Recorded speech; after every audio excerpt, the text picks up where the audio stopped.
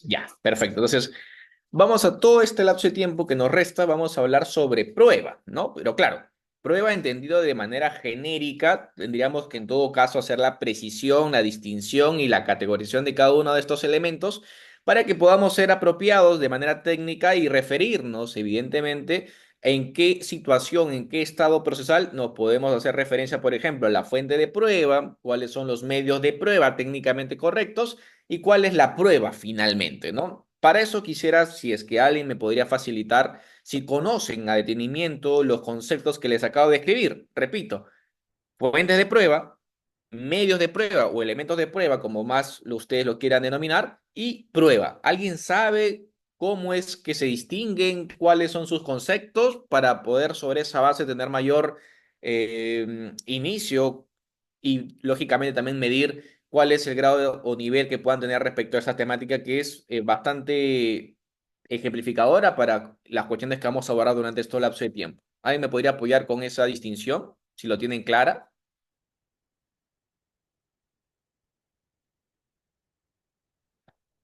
Luis Gator me dice que no visualiza el PPT. ¿Alguien está con la misma posición, con la misma problemática?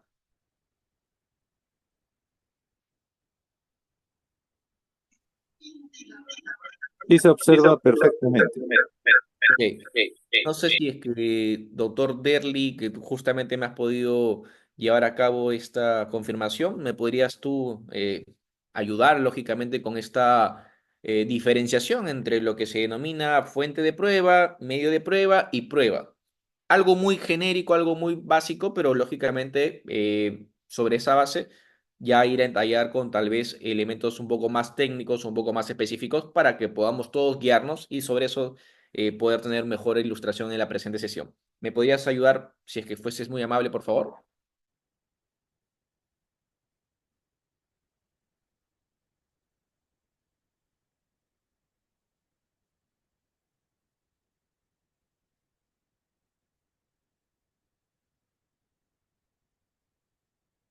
Alguien que desee apoyarme en ese sentido para simplemente, en todo caso, continuarlo y darlo yo desde mi experiencia, por favor.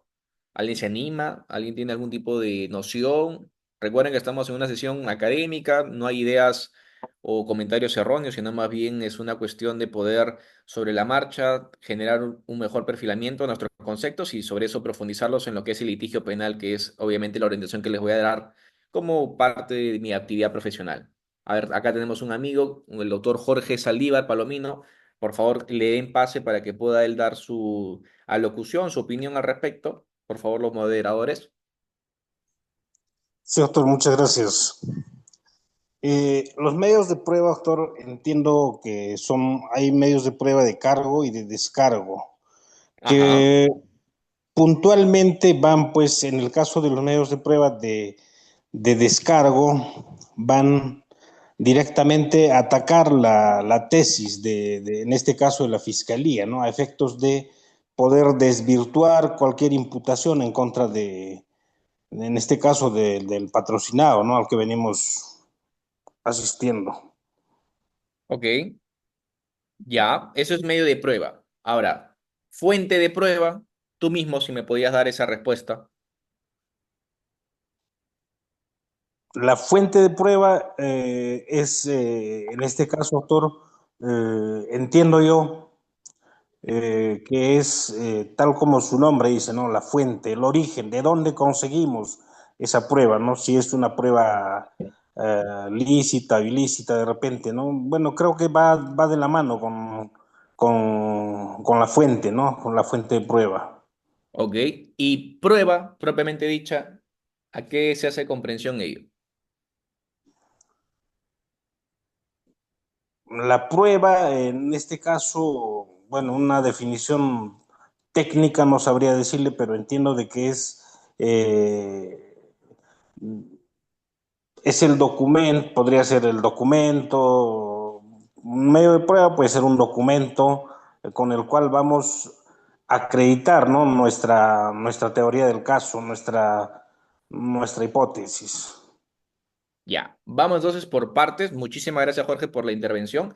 Ahora yo voy a dar tal vez unos perfilamientos para que veamos claro cada uno de estos conceptos porque son, sí, básicos, pero que son muy útiles, ¿no? Porque claro, cuando hacemos a veces alegaciones o referencias a estos actos de prueba o estos medios de prueba, a veces lo hacemos de una manera genérica. Y claro, cuando nos toca un magistrado, ya sea un fiscal o tal vez un juez en su oportunidad que sea bastante riguroso, bastante exquisito con estas definiciones, más aún cuando ustedes sabrán, muchos magistrados han podido llevar a cabo sus maestrías o sus estudios superiores en la Universidad de Girona y que lógicamente se tiene la especialidad de actuaciones probatorias, ustedes comprenderán que podríamos tener algún tipo de desfase de estos conocimientos y claro, la idea es poder en todo caso comprenderlos de la manera más sencilla para que no tengamos estas complicaciones o estas problemáticas en la propia audiencia. Entonces, vamos por partes. A ver, vamos con un ejemplo para que ustedes lo puedan comprender. A ver, si supongamos mi persona, ¿no?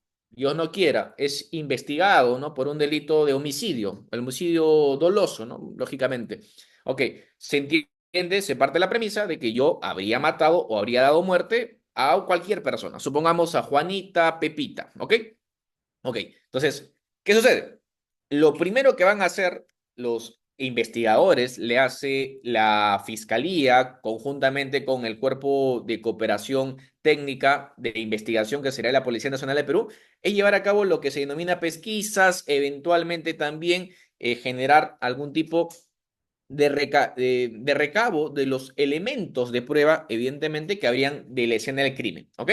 Entre ellas, supongamos, podría haber testigos, podría haber, lógicamente, algunas personas que tendrían una versión que atestiguar respecto a los hechos que se me están imputando, que sería, por ejemplo, el delito de homicidio doloso, ¿ok? Entonces, en esa distinción inicial, la fuente vendría a ser la persona, por ejemplo, que ha testiguado o que ha visto o ha oído respecto al delito que se me imputa, que es el delito de homicidio doloso.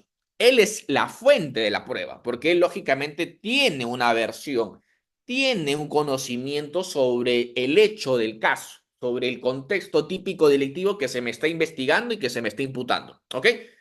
Ahora, se convierte en medio de prueba, deja de ser una fuente de prueba cuando yo ingreso al proceso penal, le hace con la denuncia, le hace con ya la carpeta fiscal que se está iniciando con las diligencias preliminares correspondientes y es introducida a través, por ejemplo, de su declaración propiamente dicha en un acta que está plasmada.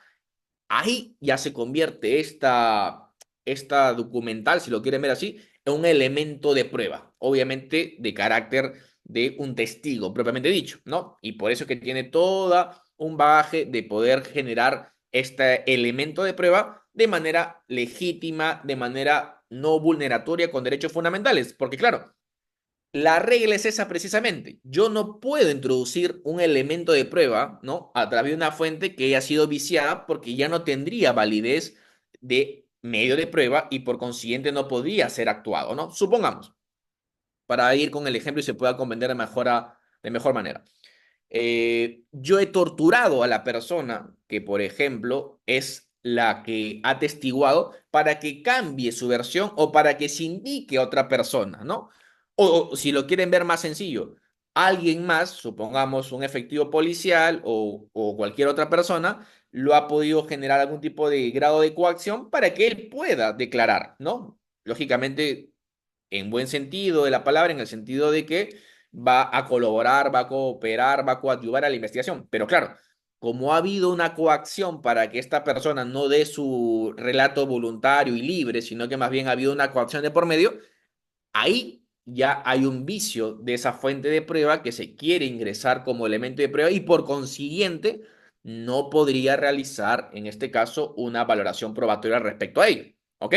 Ahora, pasa a ser prueba, y eso es lo que siempre se hace la distinción entre los magistrados, sobre todo los jueces supremos, cuando ya estás en el plenario, en el juicio oral, porque claro, ya viéndose, como lo indicaba nuestro compañero, el doctor Jorge, existido los elementos de cargo, ¿no? Los elementos de prueba, ya sean testimoniales, documentales, periciales, levantamiento de telecomunicaciones, secreto bancario, con esos documentos de carácter técnico, todo eso que tiene un sentido probatorio, que tiene una información de cargo o de descargo, para eso existe justamente la investigación. Luego ya cuando pasamos a juicio, ¿no? Cuando ya estamos en juicio, va a tener que existir una actuación probatoria, es decir, yo tengo que demostrar cuál es la utilidad, pertinencia y conducencia, y de manera individual y colectiva tendré que demostrar que si es que esa persona está siendo investigada por el delito de homicidio, todos los elementos que yo he podido generar del tipo penal, pero a su vez también de la fase de evaluación probatoria, cumplen con lo que se ha establecido que sea más allá de toda duda razonable. Y si yo tengo ese estándar de prueba, la persona será por consiguiente declarada culpable.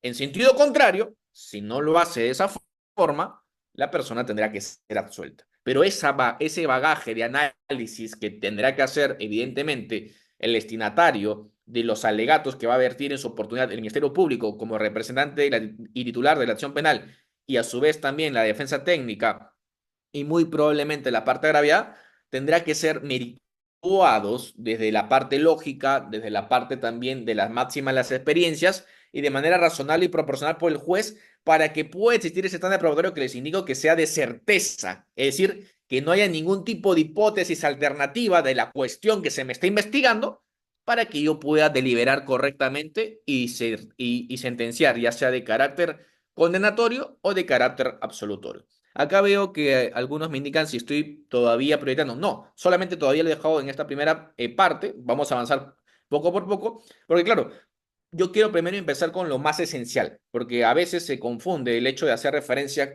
con prueba o en medios de prueba o elementos de convicción como si fueran lo mismo, cuando en De esa realidad no lo es, sustitución de ¿no? ese lote de vía industrial, ¿en Sí, cuánto tiempo lo podemos hacer? hay una pregunta. Entiendo que el doctor Carlos hizo una pregunta. ¿Me repite en todo caso, por favor? La resolución, la Don Carlos resolución. Medina, ¿escucha? Bueno, entiendo que no era una pregunta. Ok. Lo que les indicaba, yo lo que quiero saber, o mejor dicho, en mi interés, es que ustedes puedan saber esta conceptualización de manera muy sencilla, muy gráfica, para que ya sobre la marcha que vamos a explicar durante este lapso de tiempo, ya podamos calzarlo en el bagaje constitucional, en el bagaje convencional y luego de la propia actuación para que podamos tener ya una comprensión no solamente teórica, sino también práctica. Pero claro, yo no puedo avanzar si no se tiene graficado, se tiene ejemplificado la diferencia entre fuente de prueba, medio de prueba y prueba, porque obviamente son conceptos básicos, nociones elementales en la actuación probatoria que ustedes tendrían que dominar para que no incurran en errores o vicios al momento de expresarse y como les indicaba al inicio, no tengan estos errores que puedan generar algún tipo de margen contradictorio a su posición cuando estén ya en unos alegatos tal vez en juicio oral, ¿no? Porque algunos jueces o algunos magistrados, como les hacía alusión, son muy exquisitos con ello. Entonces, la idea es tener esto bien calzado, bien interiorizado y luego ir por partes, ¿ok? Entonces, ahora lo que nos va a tocar es, ya teniendo claro qué es la fuente de prueba, qué son los medios de prueba y qué es la prueba, ver cuál es el soporte constitucional que le da amparo y fundamentación a la misma. Porque claro, todo tiene que tener siempre una concertación con relación a la Constitución Política del Perú, porque es la fuente por las cuales tendríamos que discurrir cualquier tipo de debate o interpretación de carácter normativo. ¿Ok? Entonces, acá les colocaba la pregunta para que ustedes también lo tengan claro, ¿no? Para que ustedes lo puedan tener de manera muy gráfica. ¿Qué es la prueba? Y claro, ya lo habíamos indicado, es la actuación que viene a realizar en el plenario, en la etapa procesal más importante, según el Código Procesal Penal del año 2004, para que las partes puedan dar un sentido probatorio a la teoría del caso que ellos están exponiendo. Supongamos, estamos hablando de un delito de corrupción de funcionarios públicos, ¿ok? Y la fiscalía está trayendo un bagaje de documentos periciales, documentales, testimoniales, ¿ok? Pero la defensa ya no discute eso, no discute si es que se han cumplido los demás elementos del tipo penal, sino lo más elemental. Es un sujeto activo, mi patrocinado, es decir, es un funcionario público, por ejemplo, si estamos hablando de delito de colusión agravada, 384, segundo párrafo. Estamos hablando realmente de un sujeto activo que se puede encargar de una concertación en el marco de una conversación pública, sí o no. Y claro, supongamos que la defensa tenga elementos, lógicamente, que ha introducido en su oportunidad de la investigación y que luego los haya también aportado en la etapa intermedia y que han sido introducidos en el auto enjuiciamiento, y ellos demuestren que esta persona, por más antiético, por más que sea una conducta reprochable socialmente, no sea el sujeto activo del tipo penal del 384, obviamente tendrá que ser valorado en su oportunidad por la magistratura, en realidad por el Poder Judicial, traducido en el juez unipersonal o el juez colegiado, para que puedan ver si es que lo que sostiene la defensa es correcto o no. Porque claro, si es que no se cumple uno de los elementos del tipo penal, que es el sujeto activo del delito en cuestión, porque hay documentos, hay elementos que se han introducido en su oportunidad y que se están ahora merituando, se están valorando y dan cuenta de que esa persona no sería el sujeto activo, sería ocioso, sería inoportuno seguir actuando en medios de prueba, lógicamente, para efectos de que pueda sentir una sentencia en ese sentido. Y acá me explico.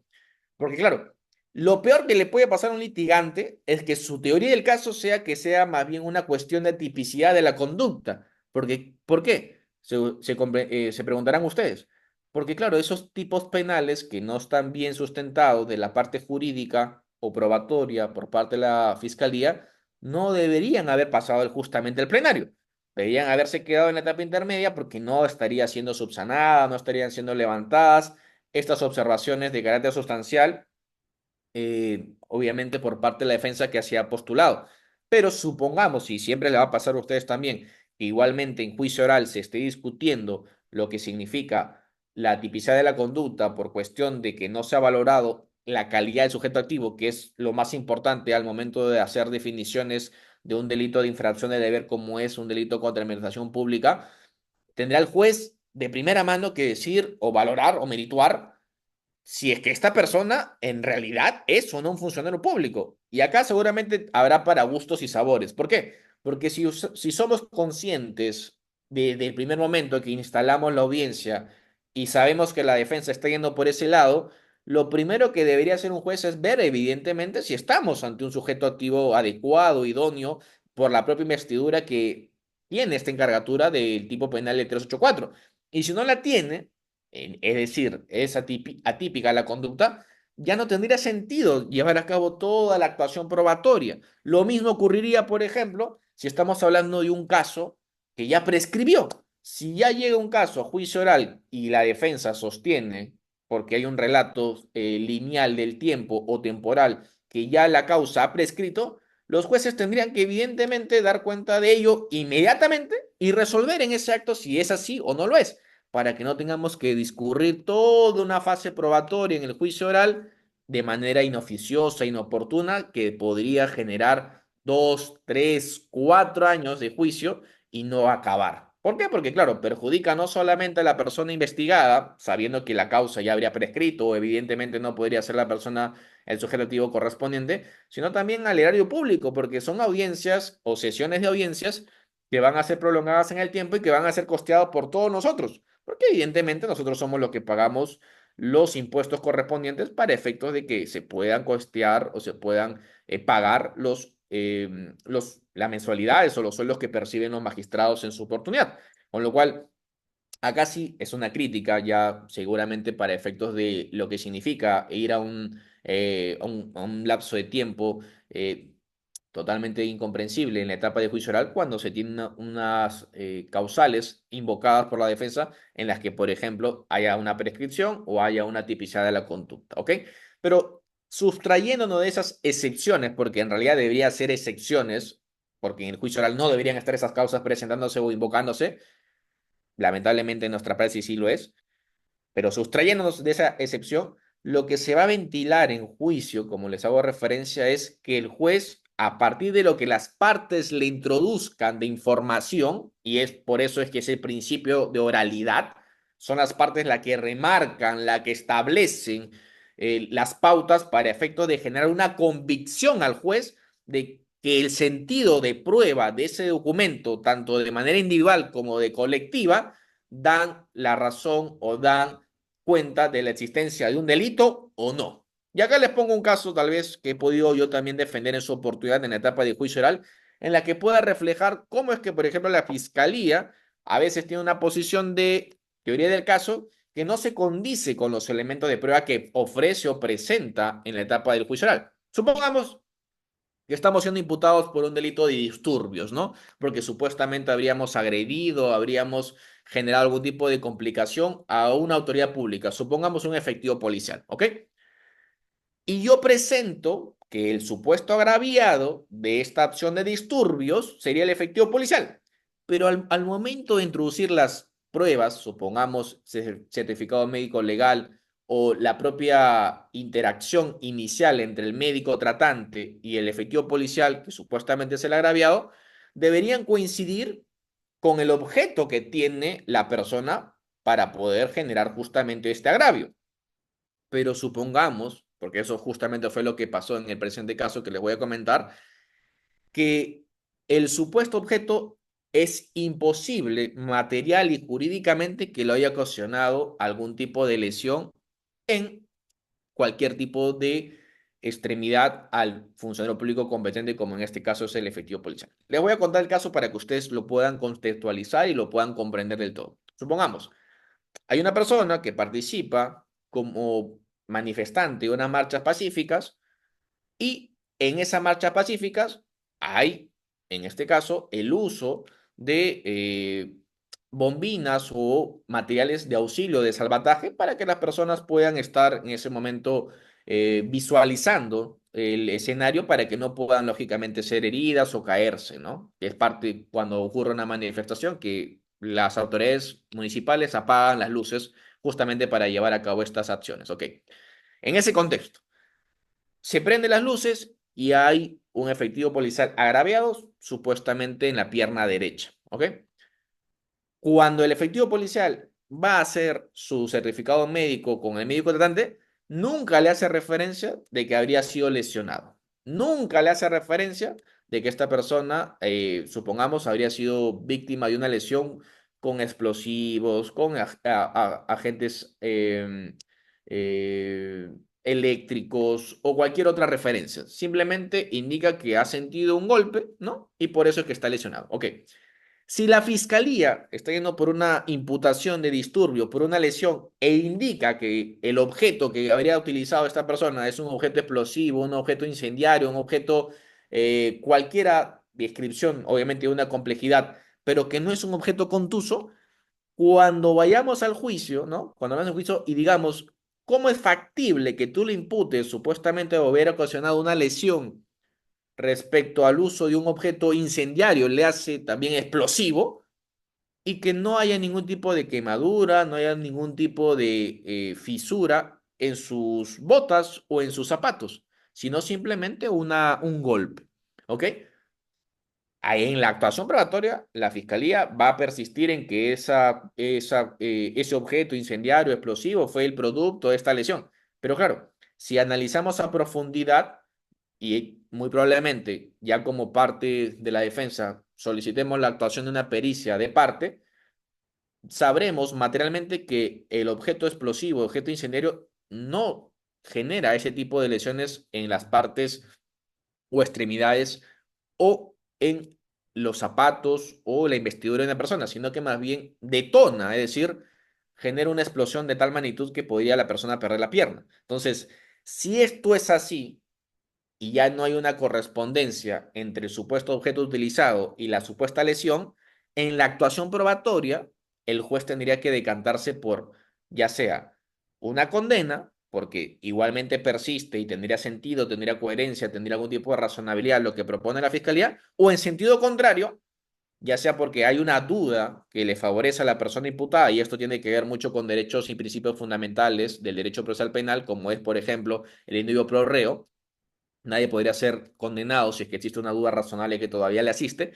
Y lo segundo, no puede haber una falta de una imputación objetiva, ¿no? Yo no podría ser condenado si es que supuestamente el objeto fue un objeto incendiario y explosivo y la lesión simplemente sería de un objeto distinto, como por ejemplo un objeto contuso. Entonces, en ese caso que les propongo y que se ha abordado en la vida real, en la vida práctica, la persona fue absuelta. Porque claro, en estas valoraciones que tuvo que hacer el juez, no había ningún tipo de soporte probatorio que le dé cuenta en la actuación probatoria a la fiscalía de que su tesis se estaba cumpliendo, sino que en sentido contrario, luego de hacer las verificaciones y ver qué teoría del caso es más creíble, más convincente, se decantó porque lógicamente sea el de la defensa, porque había una imputación que no se habría cumplido o satisfecho, porque no habría una correlación entre la imputación y el supuesto agravio, porque no habría en este caso también un estándar de prueba que se habría cumplido, porque de todo el bagaje probatorio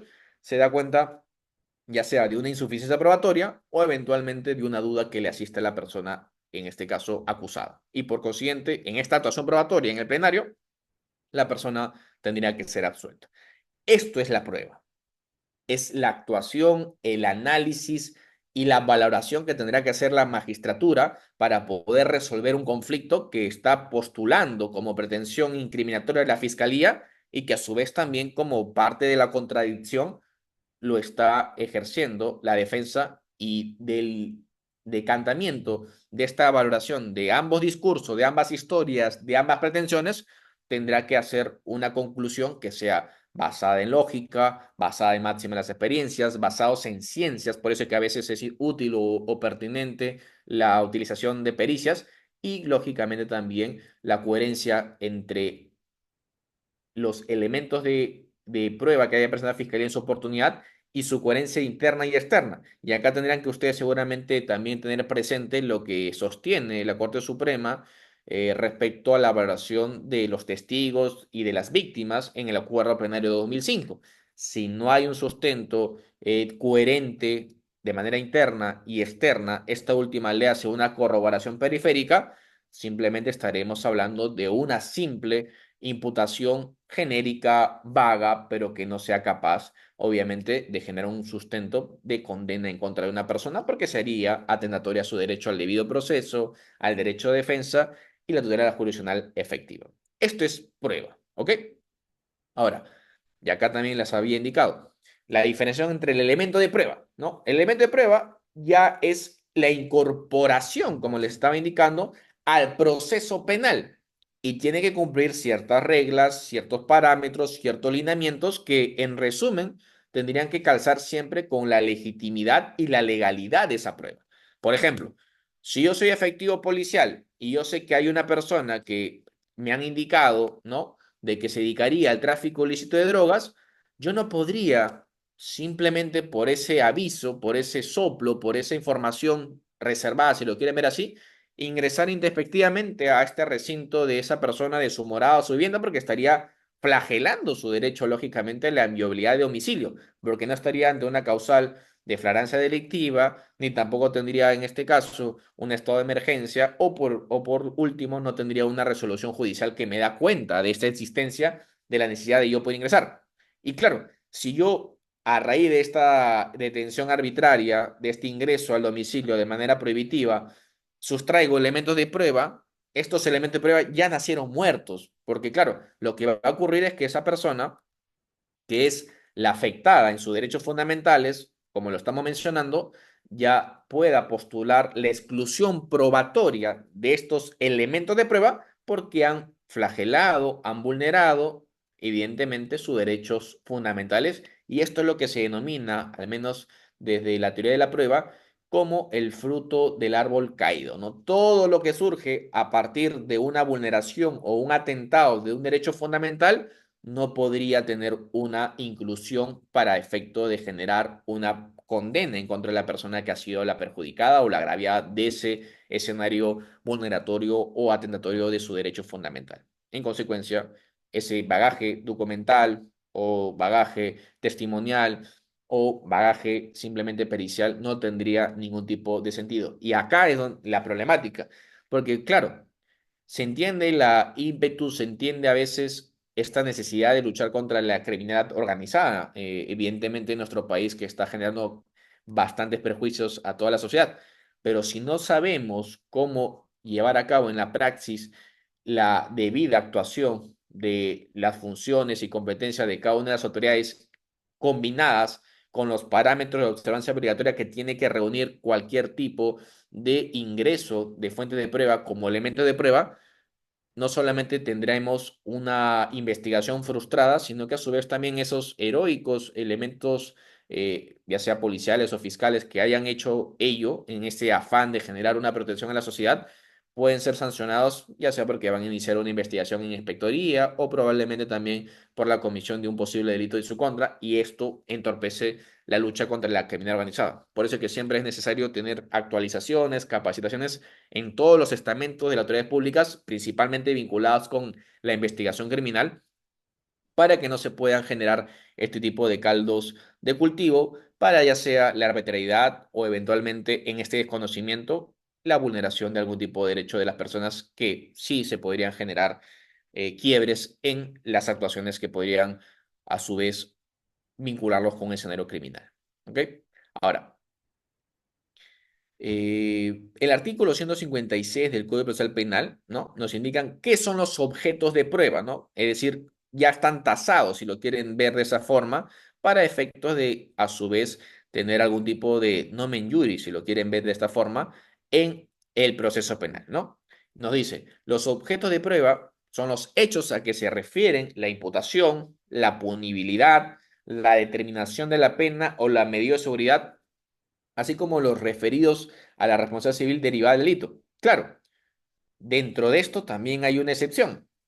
No es que todo podría ser objeto de prueba, es decir, lo que se va a centrar el debate probatorio, sino que algunas cuestiones se dan por sobreentendidas que son de conocimiento y por consiguiente no podrían ser actuaciones probatorias de un objeto probatorio. Me explico acá. Si somos conscientes de que hay en nuestro ordenamiento jurídico penal vigente esta apotegma jurídico que todos deberíamos tener conocimiento de las normas, ¿no? De las normas en generales o de las leyes, será también coherente entonces sostener de que eso no podría ser objeto de valoración de un debate probatorio, porque se sobreentiende que cada una de las partes han interpretado de manera correcta esa ley o esa normativa, y es más, el magistrado bajo este principio iura nubit curia conoce mucho más el derecho y con lo cual ya no sería necesario que le puedas explicar o que se pueda centrar el debate respecto a la aplicación de una norma que estaría vigente porque se entiende de que no es un objeto de prueba. Por eso cuando se hace el ofrecimiento probatorio, muchas veces de manera errónea, se introduce jurisprudencia, se introduce leyes, cuando en realidad, no lo digo yo, lo dice el Código Procesal Penal en el artículo 156, numeral 2, expresamente eso está excluido, evidentemente, de lo que es un objeto de prueba. En igual sentido, lo será la cosa juzgada. ¿Por qué? Porque claro, si yo voy a entrar a tallar en lo que ya se resolvió en su oportunidad en una investigación en las autoridades públicas competentes y ya tuvo esta característica de inmutabilidad, ¿no? De intercambio, perdón, de imposibilidad de variación.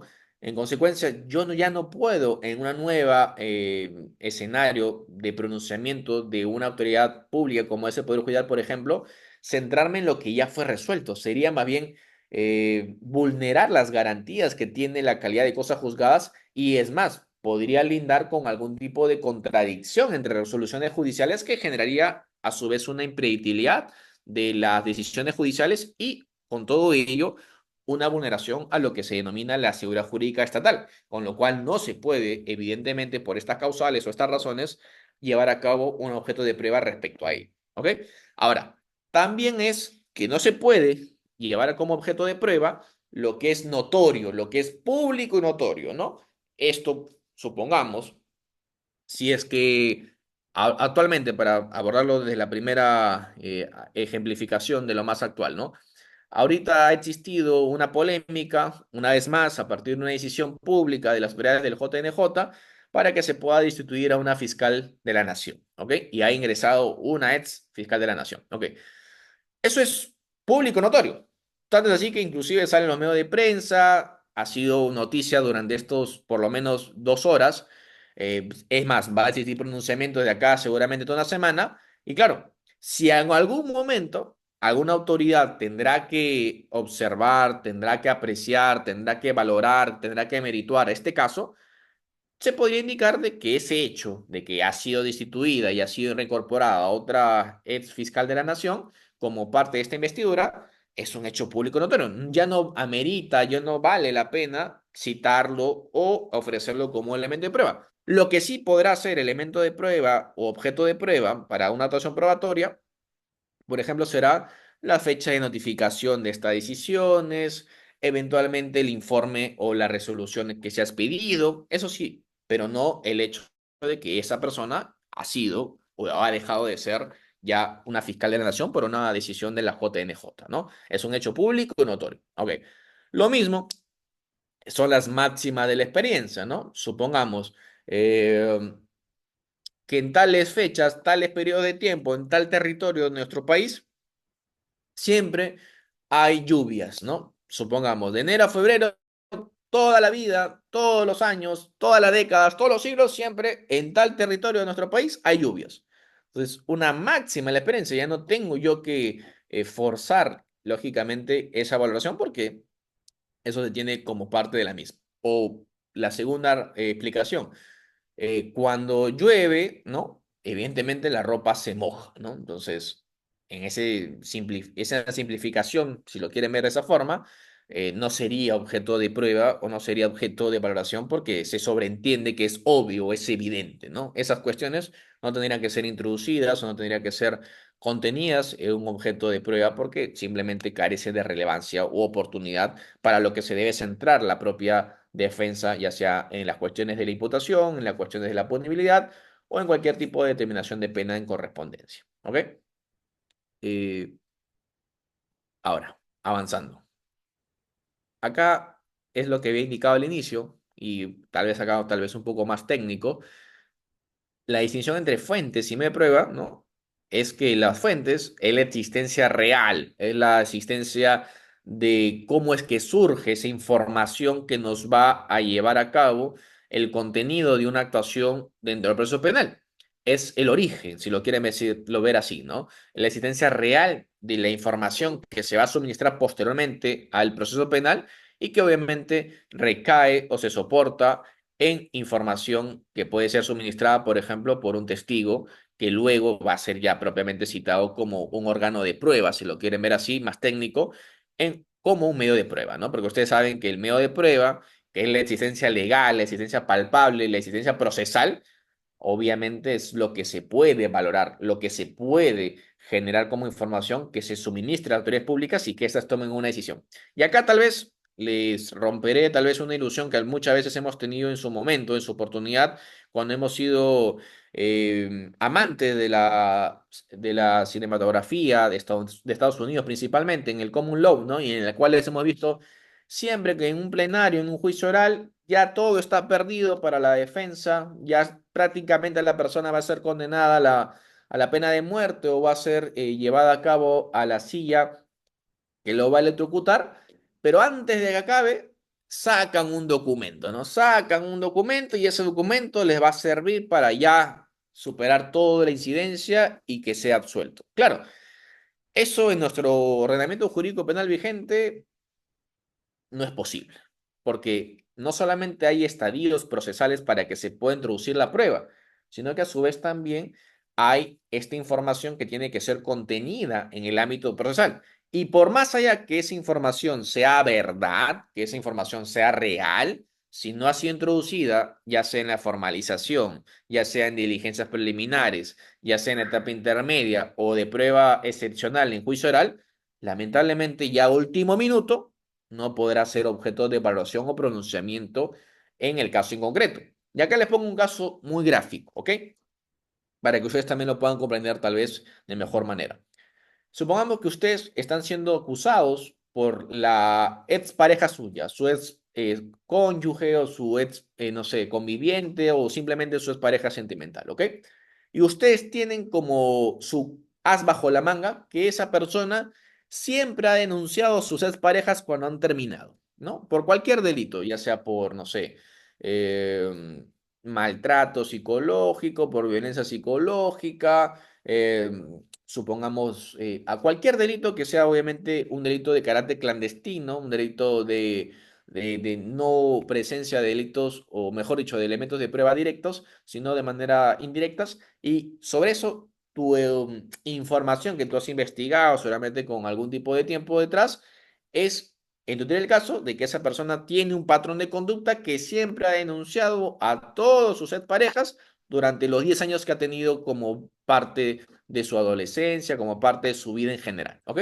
Y esa información tú sabes que es real, tú sabes que esa persona lo ha llevado a cabo, tú sabes que existe, pero lamentablemente por una mala asesoría, por algún tipo de falta de coordinaciones para ingresarlas, lamentablemente no puedes tú generar algún tipo de conocimiento o nutrir la información a la judicatura para que pueda valorarla.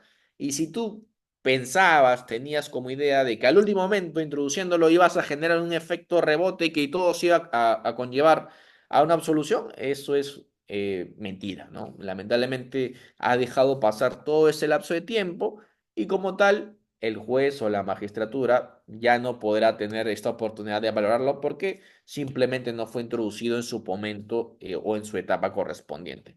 Y usted mirando, Thor, pero existe lo que es la prueba excepcional. Claro, al inicio, el juez o la jueza, al momento de poder ingresar esa posibilidad, lo va a indicar. Pero si aún así tú no lo introdujiste y no fue objeto de contradicción y lo haces ya antes de los alegatos, créeme que esa prueba o esos elementos de prueba, o bueno, prueba en general en realidad, no va a poder ser introducida ni formal ni procesalmente correcta y con lo cual no podrá ser utilizada ni en contra ni a favor tuyo, pero obviamente no tendrás información que utilizar o soportarse en la judicatura a pesar de que podría ser esencial o trascendental para variar su sentido. ¿Ok?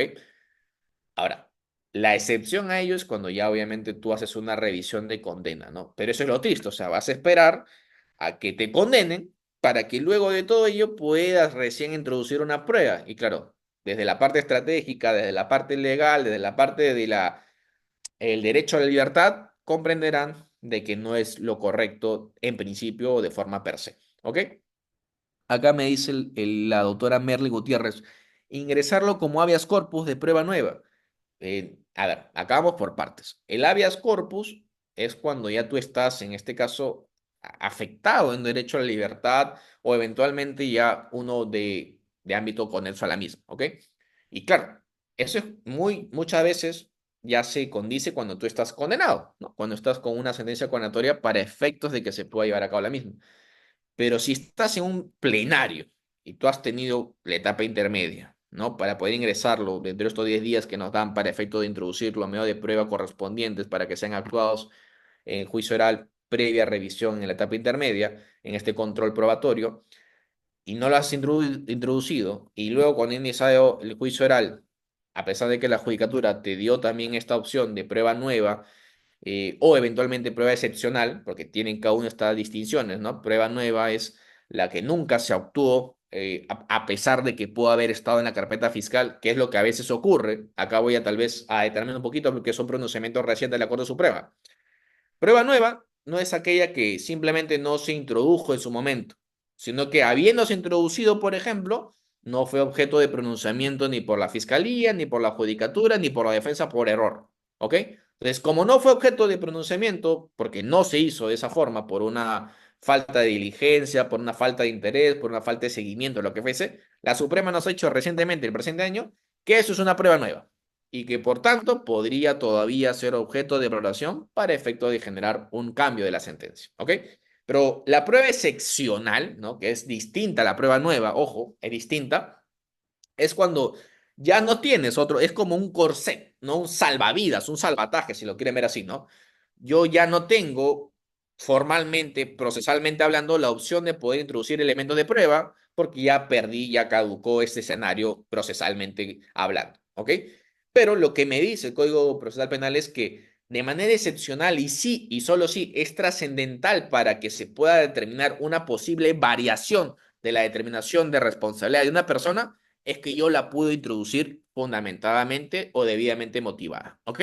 Pero claro, no es que yo lo pueda hacer hasta antes de los alegatos de clausura, sino es que más bien antes de que pueda finalizar o concluir la actuación probatoria, la fiscalía, ¿no? Tendría que eventualmente, o la defensa, supongamos, tendría que solicitar respetuosamente a la magistratura que pueda ser sustentado, pueda ser introducido como prueba excepcional o de oficio. Y claro, acá el análisis ya recae en el juez, porque claro, si el juez dice, mira, para ti será una prueba trascendental, pero para mí no, porque en este caso no me queda claro en su oportunidad si esto va a ser determinante o no para poder librarte o absolverte. Por el contrario, para mí es totalmente impertinente, ¿ok? Pero sí, como les indicaba, ni siquiera lo llevo a realizar, ni siquiera lo llevo a cabo y ya simplemente lo quiero hacer como último manotazo de ahogado antes de los alegatos de clausura, ¿no? Ya comprenderán que el juez no solo se va a incomodar, sino que muy probablemente multe al abogado por un tema de falta de defensa eficaz o eficiente, porque estaría demostrando su mala conceptualización de las etapas procesales en el juicio oral, y lógicamente, mucho mayor razón, no va a valorar bajo ninguna forma ese elemento de prueba que se quiere introducir a última hora, ¿no? Hay etapas, hay siempre preclusiones y caducidades respecto a los ámbitos de procesales. Entonces, eso deberíamos saberlo de plano cada jurista, cada abogado, cada estudiante, porque si no, podemos ocasionar muchos daños, muchos perjuicios a personas que en su confianza depositada en nuestro trabajo, no hacemos una buena concretización de la misma a través de actuaciones legales correctas o estratégicamente convenientes para él y obviamente sus intereses. Pero eso ya es un tema que escapa, lógicamente, de la clase el día de hoy. Ahora, eh, lo que también sería importante mencionar, lo que sería importante mencionar es que, claro, la actuación probatoria va a ir por pocos. Y acá les comento un caso que tal vez ustedes también puedan reflejarlo. Este es un caso que lo llevé el año 2021, 2020 en pandemia. No voy a decir los nombres de las empresas ni tampoco de las personas jurídicas de por medio. Voy a colocarle cualquier nombre. Supongamos Bata, ¿no? Bata, cualquier cuestión, ¿no? Bata, por ejemplo, una empresa. eh, Vende cervezas, ¿ok? Vende cervezas, esa empresa.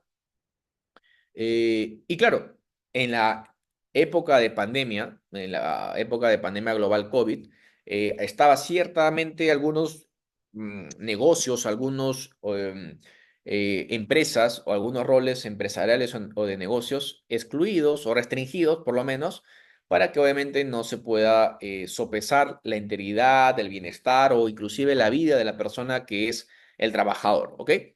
Y supongamos, ¿no? Supongamos que a pesar de estas restricciones, a pesar de este tipo de posibilidades que ya limitó la normativa estatal, igualmente Bata o supongamos cualquier Betún, cualquier cuestión, cualquier nombre que se les ocurra como parte del ejemplo, igualmente sigue siendo la que vende, por ejemplo, bebidas alcohólicas, a pesar de que obviamente las bebidas alcohólicas no son una, o no eran en ese caso, una necesidad o una prioridad para el consumo humano, ¿no? Porque claro, el consumo humano en ese momento, en pandemia, lo eran los alimentos, más que nada, y el agua, por supuesto, ¿no? Pero la cerveza o cualquier tipo de trago, comprenderán que en ese momento no era incluido en esa primera fase, ¿ok? Ok, supongamos que a consecuencia de haber vendido, a partir de obviamente seguir trabajando o utilizando a los trabajadores para esa producción de cervezas o materiales alcohólicos o bienes alcohólicos, muchos de ellos se enferman y algunos fallecen. ¿Ok? Y un trabajador, un representante de estos trabajadores sale a los medios de prensa, de comunicación, indicando de que esa empresa que genera actuaciones contrarias a la normativa vigente y que producto de esto ha conllevado a que puedan morir o contagiarse algunos trabajadores. La empresa hace su querella porque se siente afectada, se siente difamada, injuriada y indica que dentro de sus protocolos sí existen estas medidas de prevención para que no haya contagios de COVID, no haya contagios de riesgo para las personas que son sus trabajadores y sus familiares. ¿Ok? Y claro, ya en el juicio oral, la persona, el representante, lógicamente, de esta empresa, ¿no? Como trabajador, solamente tiene, entre otras cuestiones, la inspección que llevó a cabo Sunafil, que verificó que sí existía en este caso la producción incorrecta de estas bebidas alcohólicas en un periodo de tiempo que no estaba permitido por ley y solamente tenía también algunos testigos que le habían indicado de que estaba, en este caso, la empresa trabajando u operando cuando no corresponde. ¿Ok? ¿Qué sucede? Que la defensa, ¿no? En ese momento, quien les habla, dice, oye, pero acá se te ha olvidado lamentablemente introducir algunos elementos de prueba porque debería ser importante tener las necropsias, tener obviamente los certificados de defunción, eventualmente las pruebas COVID que salieron positivas, algún tipo de intervención quirúrgica o algún tipo de intervención médica que tuvieron estos trabajadores para que se pueda saber, se pueda conocer que en efecto existió este atentado contra los derechos individuales y colectivos de los trabajadores. Y como tú, representante de la misma, no es que quieras difamar a la empresa, sino que más bien quieres proteger estos ámbitos de actuación respecto a los derechos que le asisten a esos trabajadores. ¿Ok? ¿Por qué? Porque si eres representante y estás actuando bajo la protección de estos intereses, en realidad lo que está demostrando es que estás actuando como parte de tu propio rol como representante de los trabajadores y como tal te refuerzan tu derecho a la libertad de expresión y de comunicación, ¿ok? Y lo que se hizo en ese momento es obviamente utilizar la prueba de oficio. Le hicimos el sustento a la judicatura para que los pueda valorar como prueba excepcional porque en definitiva esto sí cerraba cualquier tipo de especulaciones por parte de la empresa de que el ánimos de esta persona que es representante de los trabajadores sea el difamarla, sino que por el contrario se demostró de manera indubitable con estos documentos de que sí había un escenario concreto en las cuales las personas estaban muriendo y estaban contagiándose. Y por consiguiente, su interés no era del injuriar, sino más bien de protegerlos a estos y a todos los trabajadores y en realidad, como ustedes sabrán, en una pandemia, las personas que son parte de la población en general. ¿Ok? El resultado de esto fue que el juez lo accedió de esta forma, es decir, lo valoró de manera oportuna, llevó a cabo esta actuación de prueba de oficio y valoró absolviendo a esta persona. Entonces, si es factible de manera excepcional, por eso es que es justamente el nomen iure de esa forma, introducir estos grados de información. Lo correcto, ¿no? En su oportunidad, hubiese sido de que se pueda abordar dentro de este intervalo para que se pueda ofrecer como medio de prueba. Pero si ya no tienes ninguna otra opción, la que te ofrece como corset, como hacía referencia o alusión hace unos instantes, el Código Procesal Penal, es que lo puedas introducir como prueba excepcional. Pero aún así, siendo excepcional, tendrá que ser antes de que culmine la actuación probatoria y previo traslado, lógicamente, a la judicatura para que pueda estar debidamente regularizada esta situación. Si no lo hace de esta forma y se te pasó, porque a veces hay unos jueces que sí son buenas gentes, por así decirlo, y te dan el recordar y te hacen referencia a que ya está pendiente esta fase o esta muy pequeña fase de prueba excepcional, y tú no lo haces porque no conocías o porque simplemente no estabas atento al plenario, se va a vencer, se va a colocar esta opción excepcional y luego ya cuando lo quieras hacer va a ser muy tarde, ¿no? Esto para que ustedes lo puedan tener en cuenta y no se les pueda pasar lógicamente en su oportunidad en un juicio oral. Ahora, los medios de prueba, ¿no? Eso está en realidad previsto y regulado de manera conexa en nuestro Código Procesal Civil. Y ustedes seguramente cuando han hecho su época de formación comprenderán que todos los elementos de prueba van a tener como finalidad acreditar que los hechos que estamos exponiendo, que estamos haciendo alegación, son existentes, es decir, que prueban que existieron y que por consiguiente debe generar certeza en el juez al momento de que sea analizado en los puntos controvertidos. Ahora, los medios de prueba también deben estar vinculados siempre a los hechos que sustenten esta pretensión. Por eso es que tiene que haber un análisis de utilidad, de pertinencia, de conducencia, porque sería ilógico que yo pueda presentar 1000 documentos en las que se hayan, por ejemplo, referido a hechos que no son de la propia imputación, y es lo que veo muchas veces en los controles de medios de prueba. Veo que las personas, sobre todo en delitos contra la administración pública, ¿no? Y piensan de manera errónea o equivocada, de mi punto de vista, que por el hecho de no haber tenido ningún tipo de investigación previa, ¿no? Respecto a su actuación, o porque simplemente eh, no ha existido durante sus 5 o 10 años ningún tipo de queja, ningún tipo supongamos, investigación o proceso disciplinario, proceso sancionatorio, es eso, un debate que se pueda generar como actuación probatoria en el juicio. Y claro, lo peor es que el juez lo pueda admitir de esa forma, pero en realidad, si somos objetivos, eso no tendría que ser un objeto de prueba. ¿Por qué? Porque no se hace en referencia a la propia imputación que genera la fiscalía, porque la fiscalía, para efecto de una debida imputación, y acá tenemos que ver o hacer referencia a que la imputación debe ser clara, expresa, cierta, indubitable, para que podamos generar este estándar correspondiente y tengamos, sobre todo, la posibilidad de defendernos, tiene que precisar, por ejemplo, el cómo, el cuándo, el dónde, el título, las condiciones, con quiénes yo podría lógicamente haber cometido el delito. Y claro, si esto es así, yo ya sabré dónde está la delimitación de lo que es el objeto de prueba, ¿no? Si, por ejemplo, la investigación comprende del año 2018 hasta el año 2019 una supuesta comisión delictiva, ya sea, por ejemplo, de negociación incompatible, de peculado, lo que fuese, ¿qué hago yo presentando documentos de hace 10 años? ¿Qué hago yo presentando documentos que cuando era yo el postulante, no sé, asesigrista de un cargo?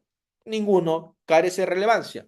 Si entiendo, lógicamente, que se quiere decir, se quiere manifestar de que ha habido siempre una vida impecable, que no ha habido ningún tipo de investigación, si es un juez bastante riguroso y técnico, dirá que eso no sirve, no es útil para el proceso, porque no va a demostrar que la imputación no existió. Y obviamente lo que nosotros debemos hacer es precisamente atacar o abordar la propia imputación y sobre eso generar elementos o medios de prueba, si lo quieren ver así, de descargo, ¿no? Que puedan contradecir, que puedan desvirtuar, que puedan negar, que puedan generar al menos la duda de lo que hace referencia la hipótesis criminal que te está imputando la fiscalía. Lo demás carece de relevancia de mi punto de vista. Sí comprendo, ¿no? Como les hago evolución una vez más, de la lógica detrás de que es señalar que la persona es una impecable, que no ha tenido antecedentes, pero bueno, fuera de eso, que es únicamente esto último, al menos los antecedentes para la determinación de la pena, eso siempre lo va a postular la fiscalía para obviamente tener una correlación en su pena determinada.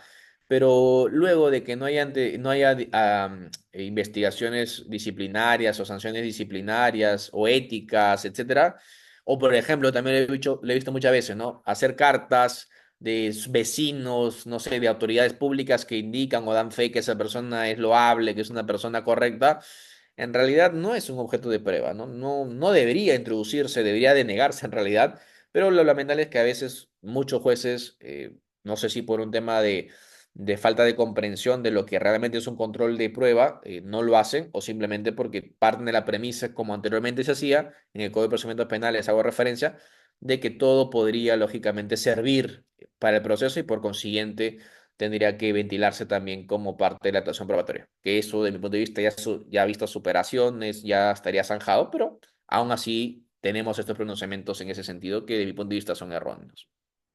Ahora, eh, acá el derecho a la prueba tiene dos sentidos, ¿no? Tiene dos ámbitos de aplicación. Es un derecho autónomo porque, claro, cada una de las partes tiene la oportunidad de ofrecerlos, de que se genere las mismas. Y por ejemplo, si yo soy defensa y yo quiero que se convoquen a testigos para que puedan decir lo que corresponda en la etapa de diligencias preliminares, el fiscal tiene que llevar a cabo la misma.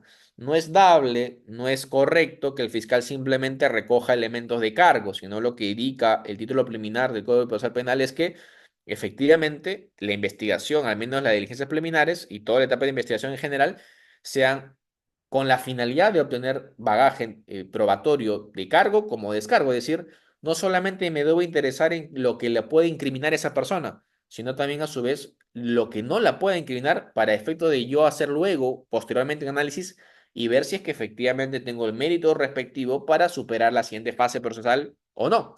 Eso es lo que hace referencia al derecho de prueba. Y parte de eso involucra que la defensa, si desea introducir testimoniales, si desea introducir algún tipo de información o a través de un informe técnico o a través de una pericia, tenga la posibilidad de que el fiscal lo cumpla.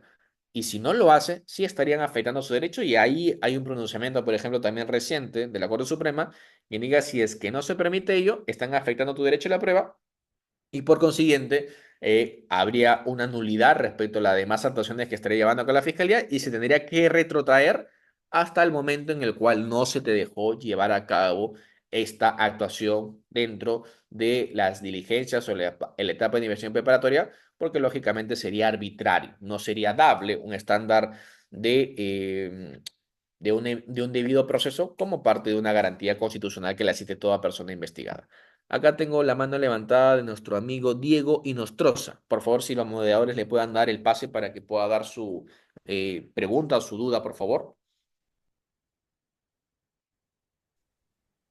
Sí, doctor, muy buenas noches. Me encanta la ponencia que está indicando, pero dentro del punto de vista de la prueba, podemos considerar de alguna manera, o no sé si es el sistema legal peruano, en el hecho de que a veces es valorable más un tipo de prueba oficial o un tipo de prueba de parte. Por ejemplo, cuando estamos considerando de que medianamente, a veces dentro de una audiencia, ¿por qué el juez aprueba más la prueba de oficio? En este punto de vista, por ejemplo, un médico legal que tiene más peso que la prueba de parte. Y a veces existe esa minuscuidad, existe esa contradicción respecto a ello. ¿Y por qué el juez aprueba más la prueba de oficio que la prueba de parte de nosotros a veces cuando estamos haciendo una prueba respecto a un peritaje, por ejemplo? Dígame, doctor, en la realidad, no de manera, obviamente, ¿no? De lo que son conceptos y esos detalles. Perfecto, Diego. No, en realidad soporto mucho tu idea porque es lo que seguramente tú atravesas al igual que nosotros como litigantes día tras día, ¿no? Pero acá sí hay que dejar claro algunas cuestiones. Antes había un tema de desconocimiento conceptual, ¿no? Que las pericias de oficio eran prácticamente la Biblia, ¿no? No tendrían error, no podrían ser sometidas a algún tipo de escrutinio, no podrían ser contradichas, porque se partiría de que el profesional que lo lleva a cabo es un profesional idóneo, que es un profesional que tiene todas las investiduras, la trayectoria para generar esa información de su expertise. Eso era antes, ¿no? Por eso que decían que las pericias o los informes de oficio eran prácticamente un sacrilegio atacarlas o atentar contra estas porque es lo que objetivamente el funcionario o la persona que ha sido contratada para prestarla lo ha realizado de la manera más objetiva. Pero bueno, la trayectoria y la experiencia nos da cuenta de que esto no es así.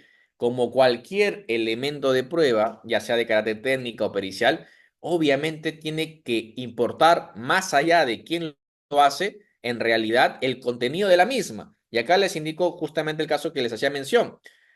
Había una pericia de oficio y acá tal vez también hay categorías que debemos saber, ¿no? Para ser perito, tú tienes que estar, por ejemplo, inscrito como un perito, ¿no? Tienes que, por ejemplo, llevar a cabo ciertos estudios para que tú tengas una materia de especialización y de expertise para que te puedas pronunciar como experto, esa categoría que da el Código Procesal Penal, sobre un determinado objeto que tal vez no es tan sencillo de la parte científica de comprender al magistrado y por eso es su necesidad de aportación al proceso penal, ¿ok? Pero claro, muchas veces vemos que hay confusiones entre lo que es un informe, ¿no? Y lo que es una pericia. Y me pasa muy a menudo que las personas que elaboran un informe técnico se hacen llamar peritos, cuando en realidad no lo es. Y claro, colocan en su informe, en lugar de decir informe técnico o informe en general, colocan informe pericial. Y claro, acá me darán la razón de que el informe pericial tiene un cierto tratamiento distinto, regulado y previsto en el Código Procesal Penal, en las cuales lógicamente tiene ciertas categorías que también le dan la posibilidad a otra parte de contradecirlas dentro del lapso de tiempo que permite la normativa, pero siempre y cuando sea de naturaleza como una pericia. Pero si es un informe únicamente, que puede ser en sencillos términos una opinión de una persona que se pueda vincular de manera correcta a lo que se le está consultando, no tiene esa misma especialidad o esa misma importancia o relevancia. Y acá viene lo importante. Si tú, justamente partiendo de estos errores, ¿no? Que son conceptuales, que son ya de la praxis mismas, adviertes esto, tu rol como defensa, y siempre lo hago y los indico en mis clases, es primero atacar a la persona, ¿no? Primero atacar a la persona que está yendo a hacer lógicamente una actuación que no le corresponde. Supongamos que es un perito, ok, ver lógicamente si la persona tiene investigaciones en su condición de perito.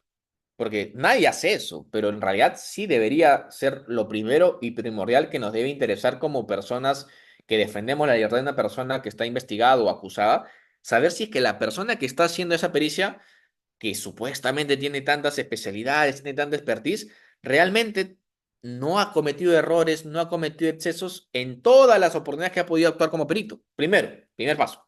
Lo segundo, tienes que ver si cuánta es la cantidad de pericias que esa persona ha podido elaborar. No es lo mismo que la persona haya elaborado 1000 pericias a que ha hecho solamente 10, porque obviamente ahí se notará, se podrá abordar su experiencia concreta sobre esta materia y sobre esa base podrá generar también la posibilidad de contradecirlo, ¿ok? Y lo tercero, obviamente también saber si es que esa persona dentro de su bagaje de conocimientos ha utilizado normativas, no solo solamente de carácter vinculante en nuestro escenario nacional, sino que también sea lo esperable o lo correcto dentro de la ciencia que él profesa a nivel internacional. Y acá ya viene lo interesante, ¿no? Si tú traes a tu perito de parte, con lo costoso que puede ser esto en algunas veces, por ejemplo, en delitos de lavado de activos, en delitos tributarios, es costoso, lo sé, pero si tú tienes a un buen perito y desbaratas en primera parte a la persona que está sustentándolo y luego al contenido de la misma, los jueces, en buena hora, como cualquier persona que conoce y sabe, y a su vez también puede comprender principalmente de qué se trata esta cuestión controvertida y advierte que tu perito de parte está mucho más ilustrado, le explica de mejor forma, lo persuade de mucho mejor manera, muy probablemente esa pericia de parte son las que van a primar. Y acá, como le digo, es un complemento entre tener a un buen perito, porque es lógicamente la materia o el insumo principal, pero a su vez también hacer una buena preparación del mismo con tu defensa, porque tiene que tener la estrategia correcta para que pueda responder como tú deseas que sean respondidas esas preguntas o estos cuestionamientos, no solo por parte de la fiscalía, sino también principalmente por parte de la judicatura. Porque claro, los jueces cuando están en el plenario correspondiente y se utiliza lo que se denomina las preguntas de aclaración, muchas veces no son propiamente de aclaración, pero sí tienen lógicamente algún tipo de cuestionamientos que le está retumbando la cabeza y necesitan una respuesta. Y no necesitan una respuesta técnica o rimbombante de terminología que tal vez no conozca, sino más bien lo más sencillo, lo más directo, lo más con los esfuerzos de ir al grano o al asunto que justamente el juez le interesa. Y ahí viene la complicación, porque mientras que el perito de oficio, que tiene cierta preparación, tiene ciertas condiciones, porque también ha estado en algunos plenarios, puede tener ciertas respuestas, lo que tú tendrías que hacer como defensa al momento de estudiarlo es saber sus debilidades, saber cuáles son justamente las preguntas o las respuestas que esa persona suele brindar y que no son tan sencillas de interpretar, y tú más bien abordarlo de tu propio perito para que se quede con lo último que afirme esta persona y lógicamente en esta contienda, en este debate pericial, por ejemplo, sea ganador tu perito. Y si estamos hablando de delitos económicos, muy probablemente, y por eso es que tiene mucha también importancia de señalarlo, es que los índices o las estadísticas de condena en delitos de lavado activo, por ejemplo, son ínfimas. ¿Por qué? Porque en esta contienda, debate pericial, precisamente los jueces se dan cuenta de que la pericia de oficio no es suficiente, que hay una explicación metodológica, que hay una explicación también a su vez normativa, que es mejor ilustrada por el perito de parte y por eso es que le da la razón y lo traduce en una sentencia absolutoria. Hace poco un colega nuestro, no voy a decir el nombre por respeto, siempre guardo las composturas, hizo una valoración, hizo una ponderación de que solamente un 1% inclusive, o un poco menos de un 1%, son los casos de sentencia condenatoria en los delitos de lavado de activos. Y esto, como les digo, tiene una explicación lógica, La primera es porque la fiscalía muchas veces no suele aterrizar en lo más básico, que es el elemento normativo descriptivo del tipo penal, que es el elemento de el delito previo, el delito fuente, que es lo que siempre tiene problema la fiscalía en poder demostrar. Y lo segundo es que cree, y es más, he escuchado muchos peritos hace muy poco dando unas clases también, de que creen que solamente con la pericia contable y el desbalance patrimonial es suficiente para poder llevar a cabo una condena del delito de lavado de activos. Y eso es cerrado, esto es desfasado, y no lo digo yo, lo dice la Corte Suprema, lo dice el doctor San Martín Castro, por ejemplo, al momento de explicarlo no solamente en su libro, sino también en sus propias resoluciones en lo que respecta al triple pilar indiciario. Y nos indica ahí de manera muy sencilla qué se necesita para llevar a cabo una condena en el delito de lavativos. Y claro, lo que sucede es que cuando llegamos a nuestro pito de parte, hay una explicación lógica, metodológica, de hipótesis científica que termina siendo coherente, termina siendo razonable y explica de mejor manera lo que la fiscalía pretende generar confusión.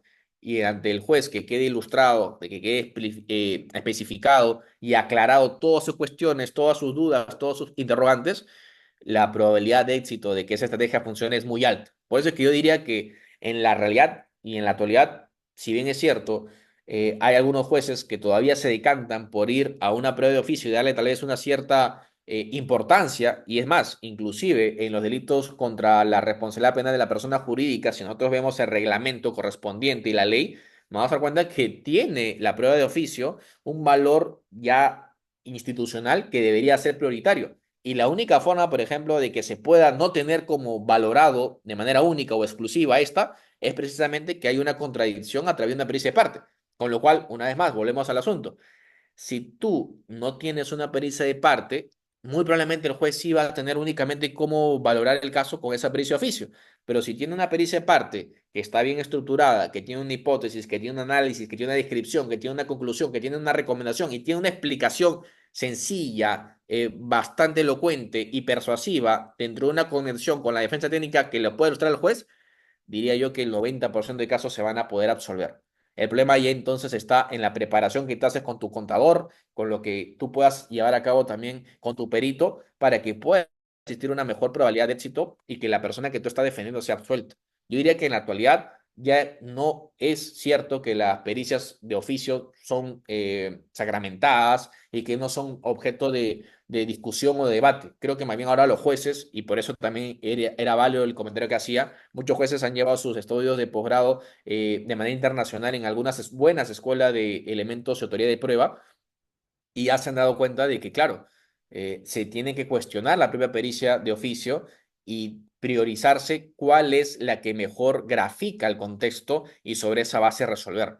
Y creo que esta situación se ha dado, al menos de mi punto de vista, en estos últimos 3 a 4 años, y por eso que también tiene sentido que todas las sentencias ahora, por regla general, si es que no hay una buena explicación de la pericia de oficio, terminan siendo decantándose por una absolución, ya sea por un tema de insuficiencia probatoria o por una duda razonable, que es lo que al menos he podido yo apreciar en mi práctica. Y obviamente, como les digo, con la reserva del caso, porque eso involucra una preparación con el perito, involucra horas de trabajo, involucra estudiar tu caso, involucra estudiar a la contraparte, involucra saber todo a derecho y al revés de lo que también obviamente considera o estima pertinente a la judicatura al momento de hacer sus preguntas, y esto involucra ver audiencias, involucra leer sus resoluciones, involucra el estar bien preparado. Y si es así, yo creo que el estándar de una posibilidad de que acojan tu teoría del caso a través de una pericia de parta es muy alta, ¿no? Creo que ahí sí, tal vez ya en el ámbito práctico y tal vez en el mío personal, sí te podría dar una cierta visión esperanzadora, porque creo que sí funciona si lo haces de esa forma, ¿no? En sentido contrario, si solamente vamos a poner en el peso a una pericia de oficio, una pericia de parte, más nada, en el sentido de que simplemente es una generalidad, bueno, muchas veces los jueces no van a tener por qué decantar así, claro. Como trabajan día a día con estos peritos, con estas personas que vienen a sus plenarios, tal vez tengan una cierta predilección de darles la razón. Pero si tienen al frente a otro perito con mayor preparación, con mayor elocuencia, con mayor solvencia al momento de expresarse y ser bastante prolijos al momento de desarrollar sus ideas desde la parte técnica, pero sencilla en el ámbito práctico, yo creo que se va a decantar el juez siempre por una absolución, y esa es la idea, ¿no? Que sea las razones las motivaciones, los fundamentos, los que puedan priorizarse en una resolución y no simplemente las corazonadas, las subjetividades, las coyunturas, porque valga precisar también, ya el Tribunal Constitucional desde el año 2005 en adelante, toda su jurisprudencia ha sido uniforme, que ese tipo de motivación es una motivación prohibida en nuestro ordenamiento jurídico penal vigente, porque obviamente transgrede los estándares de lo que se concibe como una debida motivación, y eso sí, por supuesto, transgrede la tutela jurisdiccional efectiva y la motivación de resoluciones judiciales, que son un derecho fundamental que la existe toda persona investigada. Espero con eso, Diego, haber respondido tu pregunta, tu inquietud, y si no, más bien, eh, lógicamente a la espera de cualquier tipo de interrogante que tú puedas plantear. Bueno, leo que está entendido. Muchas gracias más bien por tu pregunta. Me ha dado pase seguramente a poder explayarme. Y en todo caso, voy a continuar. ¿Ok? Eh, ok, acá solamente para que ustedes lo tengan como referencia, ¿no? El derecho a la prueba es aquel que posee el litigante consistente en utilizar los medios de prueba necesarios para formar la convicción del órgano jurisdiccional acerca de lo discutido en el proceso. Ahora, acá de arranque, ustedes tienen que saber si, supongamos, son abogados litigantes de la parte de la defensa técnica, eh, que cuando los convocan, no siempre, ¿no? Van a estar desde el inicio, ¿no? No siempre van a estar de diligencias preliminares. Muchas veces, y acá no me dejarán mentir, nos convocan ya sea en apelaciones de, de sentencias o a veces inclusive en las propias prisiones preventivas. Y claro, ahí lo primero que tenemos que hacer como parte ya de nuestro rol como defensa es leer la carpeta fiscal. ¿Y por qué? Porque muchas veces todas las pruebas que se han generado en esos 2 o 3 días de diligencias preliminares, cuando estamos ante un delito de flagrancia, por ejemplo, muchas veces un 70% son introducidos por la fiscalía porque le conviene, desde su punto de vista, que esto sea lo que ha sido contenido. Y claro, el rol de la defensa para suplir la inactividad o la falta de diligencia o la falta de cumplimiento de estos parámetros que hemos estudiado en el título preliminar del Código Procesal Penal, es hacer la lectura para que el 30% restante, que puede ser favorable a tu patrocinado, tú lo puedas ofrecer. ¿Ok? Porque si no lo hace de esa forma, simplemente en la práctica te estarías allanando a lo que la fiscalía está ofreciendo y solamente te vas a defender ante una tesis negativa de lo que la fiscalía está afirmando, cuando en realidad, y acá coincido con algunos magistrados, con algunos ponentes también que he podido escucharlos en su oportunidad, que en el país, en el Perú, no basta únicamente hacer una exposición o una tesis negativa, tienes que también dar una explicación. Yo sé que teóricamente, dogmáticamente hablando, si hay un vacío en la imputación o hay una insuficiencia probatoria, de manera per se, no se estarían cumpliendo los estándares correspondientes y el resultado, ¿no? Debería ser favorable siempre a la persona investigada. Pero en nuestra praxis, acá evidentemente no será ya una discusión eterna, los jueces no siempre se quedan conformes con ellos, sino que más bien desean o buscan una explicación que surja, una comprensión de que la persona realmente no sea la responsable de los hechos delictivos. Y claro, ahí ya la defensa tiene que hacer una explicación, una hipótesis alternativa, si lo quieren ver así, para que le pueda dar lección al magistrado de que esa posición de la fiscalía es absurda, ¿no? Es absurda porque podría igualmente tener una, dos o tres o cuatro versiones, y acá lo que importa no son las versiones, sino más bien los hechos probados. Las versiones finalmente, como dice un magistrado de España, no voy a decir su nombre también por respeto, si no terminan teniendo una demostración, una acreditación, una corroboración, simplemente sí terminan siendo un chisme bonito, eventualmente un chisme alegórico, pero que no tiene cómo condenar o la posibilidad de condenar a una persona.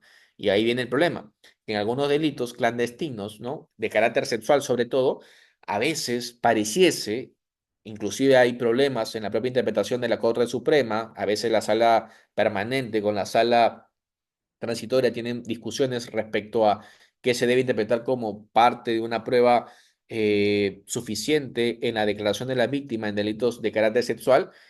Sobre el particular tengo un artículo académico que he elaborado con la doctora Jacqueline López, mi socia de mi estudio Alemán y López, en las que nos pronunciamos sobre los últimos grados de resoluciones que ha llevado a cabo la Corte Suprema y hemos analizado, si no me equivoco, más resoluciones.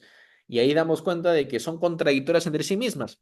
Porque en algunos supuestos nos indica que solamente debería ser suficiente la declaración de la víctima como parte de su coherencia interna. Es decir, si tiene una coherencia interna en la explicación, en la forma, en el modo en el cual ocurrieron los hechos, ya para algunas instancias, como por ejemplo la sala penal transitoria de la Corte Suprema, sería suficiente para condenar a una persona.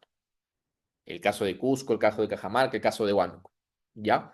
Y la Suprema en otras interpretaciones del mismo año o de meses posteriores han dicho que no, que tiene que ser de manera coherente, claro, de manera interna, pero también de manera externa.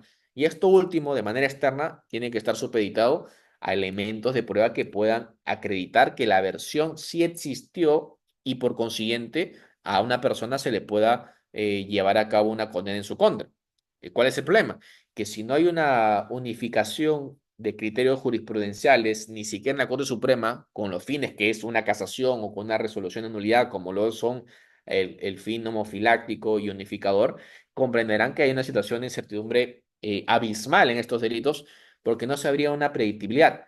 Y claro, por ejemplo, cuando he capacitado al Colegio de Abogados de Arequipa en estos delitos, he escuchado muchos comentarios en las que, por ejemplo, el Ministerio Público indicaba de que, bueno, si es un delito clandestino y la denuncia se ha producido después de cierto tiempo, solamente con la declaración de la víctima sumado a la prueba, que en este caso sería el certificado de lesiones psicológicas o el informe psicológico, como lo quieran ver, sería suficiente para asegurar o alcanzar una certeza de sentencia condenatoria.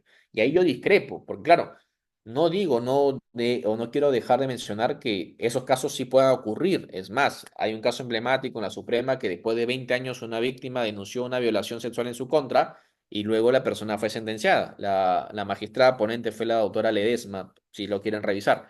No estoy en contra de eso del todo. Lo que yo más bien señalo en ese artículo que les voy a poner a la vista también para que ustedes lo puedan visualizar y lo puedan estudiar, es que todo informe psicológico no necesariamente acredita automáticamente una responsabilidad de la persona. ¿Por qué?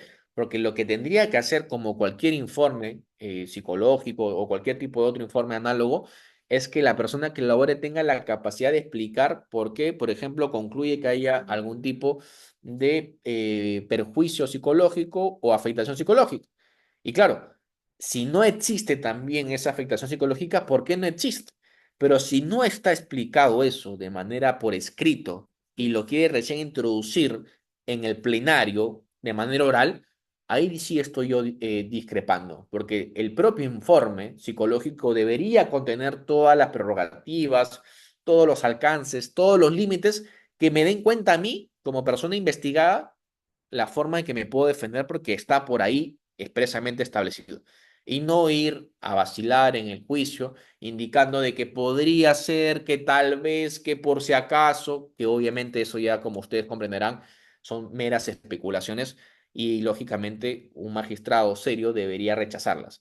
El problema con estos delitos, que los he advertido, que valga la precisión, son la mayoría de delitos de condena en nuestro país, es que ante casos muy similares en los cuales la fiscalía no se haya esforzado, no se ha tomado la molestia de investigarlo seriamente y tener como prioridad o como objetivo tener los elementos de prueba del acto delictivo per se, de los elementos de tipo penal, simplemente se confían en que con la pericia psicológica sería suficiente y con eso podrían hallar una condena. Y creo que ahí sí partimos de un error de comprensión de conceptos y también de roles, ¿no? Al fiscal le corresponde demostrar la culpabilidad de la persona y no viceversa, a la persona investigada demostrar su inocencia.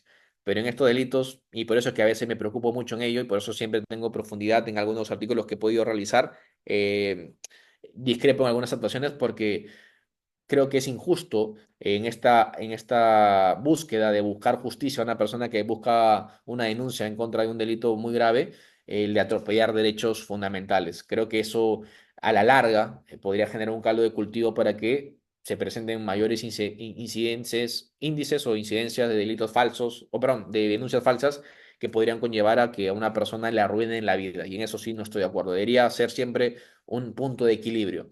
darle una explicación claramente a una denunciante de estos delitos graves, ¿no? Que afectan su vida, pero a su vez también darle iguales condiciones a la persona para que se defienda, para que evidentemente si no hay un elemento de prueba que lo vincule, no pueda ser condenado y viceversa, si es que sí lo hay, pague por sus daños, por sus perjuicios y sea condenado como realmente corresponde. Pero en ese limbo nos estamos moviendo porque hay una jurisprudencia siempre a la medida, dependiendo de un caso en concreto, cuando en realidad debería ser siempre los mismos criterios para los casos en generales.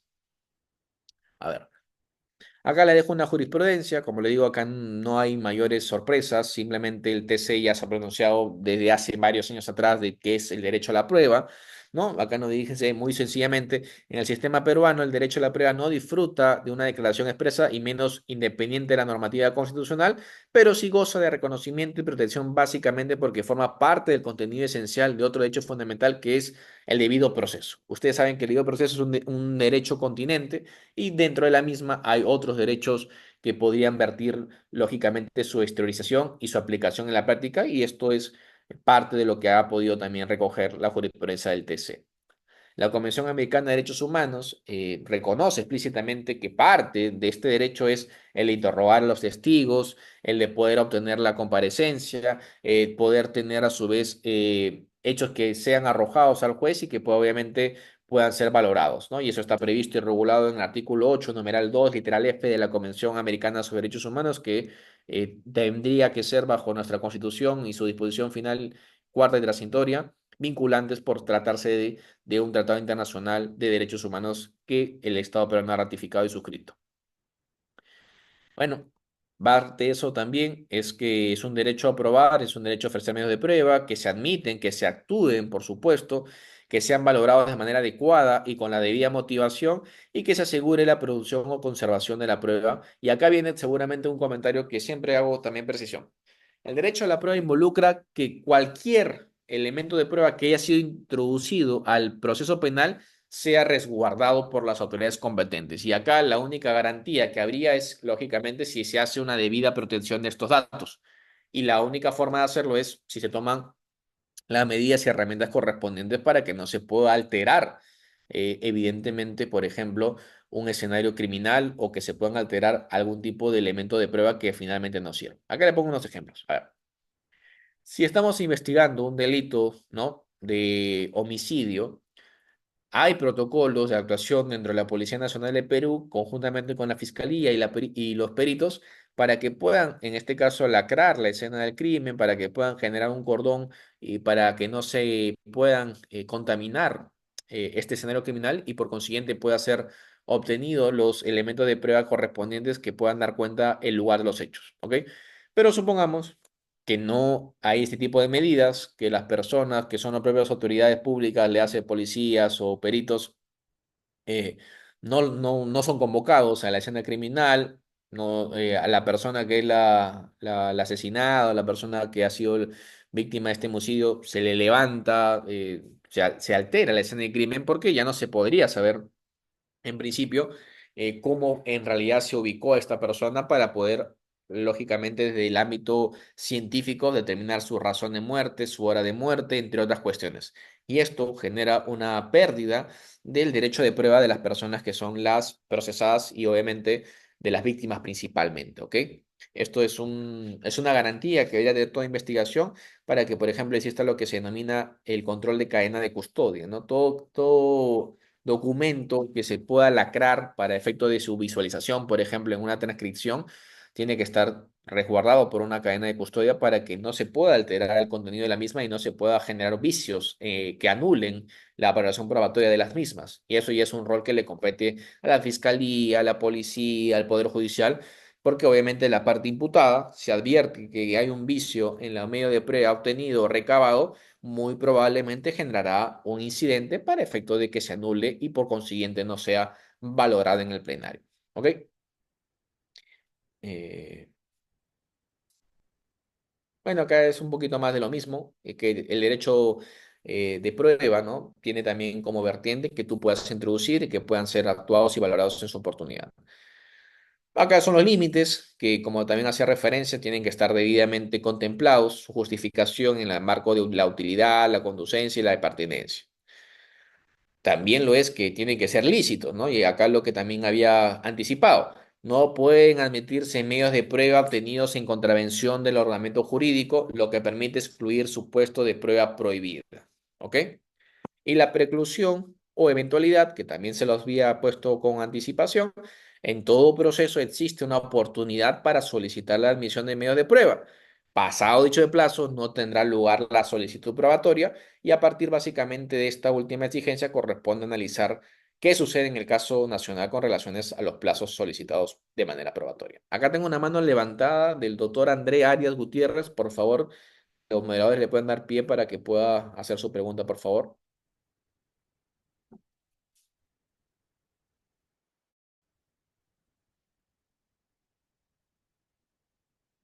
Aló,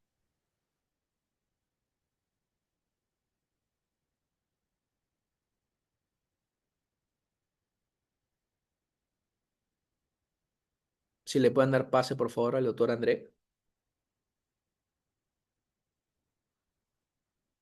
doctor. Estás con el internet acá es muy mal. Sí, te escucho.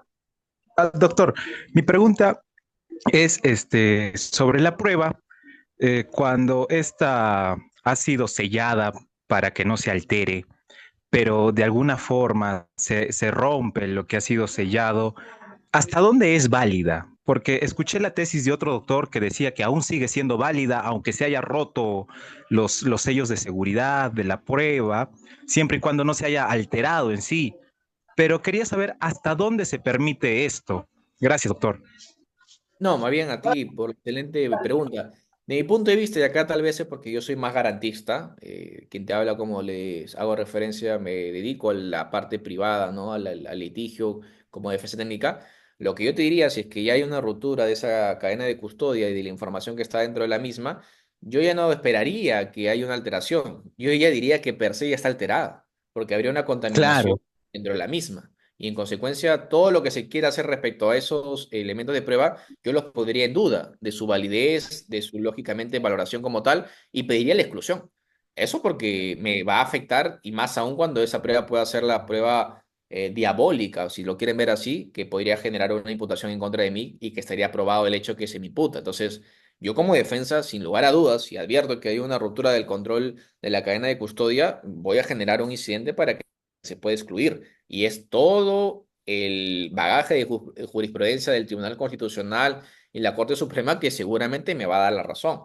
Ahí sí discrepo con seguramente el ponente que tú me haces referencia en que sí se podría salvar porque, claro, ahí sí, si queremos forzar la figura, ¿no? Pero claro, eso lo querrá sustentar, lo querrá tener como posición validera muy probablemente la el Fiscalía fiscal, o inclusive, claro, claro. el judicial, pero la defensa que es lo antagónico que es, oye, acá me están afectando mis derechos y por consiguiente yo no quiero ni siquiera que se haya materializado ya la afectación a través de una alteración, sino que yo ya parto de la premisa porque sería un adelantamiento de la barrera de protección que tú me estás garantizando y tú has roto. Nadie lo ha podido Claro. llevar a cabo de esa forma, sino que más bien tú, en tu falta de diligencia, a partir de una desidia en tu función pública como tal, estás afectando. Y claro, la única posibilidad que tenga validez es que yo la convalide, ¿no? Que yo diga que a pesar de eso yo no quiera tener ningún tipo de contradicción o algún tipo de cuestionamiento al respecto. Y claro, si es así, sería la excepción, pero yo considero, con valgas precisiones, que si somos defensa, no vamos a seleccionar precisamente esta segunda opción, sino nos vamos a decantar por la primera porque protegemos los intereses y principalmente la libertad de una persona que esa prueba podría, si es que se excluye, muy probablemente generar una insuficiencia probatoria que va a generar una absolución a su favor. Y por consiguiente, Cl- hayamos hecho nuestra labor o cumplido nuestra labor a rajatabla, ¿no? Esa sería mi valoración de esa pregunta que se me hace, André. No sé si con eso estás. Tal cual. Tal cual, doctor. También desde la defensa que afrontamos nosotros, tenemos que tratar por todos los medios de bajarla, ¿no? Porque si ya se han roto los sellos de seguridad, tenemos que luchar porque esa prueba no entre, y más sabiendo que nos puede perjudicar en el proceso. Y en la realidad fáctica, el juez, ¿a quién generalmente da la razón a esto, no? Porque el postor siempre decía, si no se ha alterado la prueba, pues la prueba continúa, ¿no? Entonces, en la práctica como tal, que usted se nota que tiene mucha experiencia en esto. ¿El juez a favor de quién falla este tipo de prueba que ha sido manipulada, ¿no? No manipulada, sino se han roto los sellos de seguridad en la cadena de Acá, custodia? sí, acá te doy la respuesta muy rápido.